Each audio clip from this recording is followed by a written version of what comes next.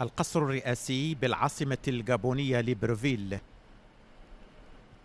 حيث أجرى صاحب الجلالة الملك محمد السادس نصره الله مباحثات مع فخامة السيد علي بونغو أونديمبا رئيس جمهورية الغابون.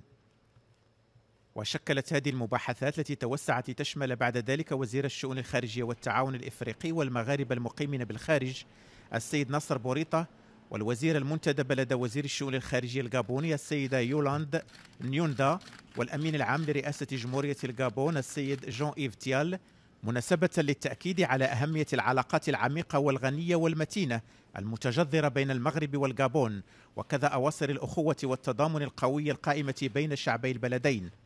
وخلال هذه المباحثات استعرض جلالة الملك حفظه الله والرئيس الغابوني وضع الشراكة الثنائية في جميع المجالات. إثر ذلك أشرف صاحب الجلالة الملك محمد السادس نصره الله بحضور رئيس الجمهورية الغابونية على تسليم هبة تتكون من 2000 طن من الأسمدة. وتندرج هذه المبادرة التضامنية في إطار العناية التي تخص بها المملكة المغربية الفلاحين الغابونيين، ولا سيما في ظل السياق الحالي الذي يتميز بالأزمة الغذائية العالمية وصعوبات التزود بالأسمدة.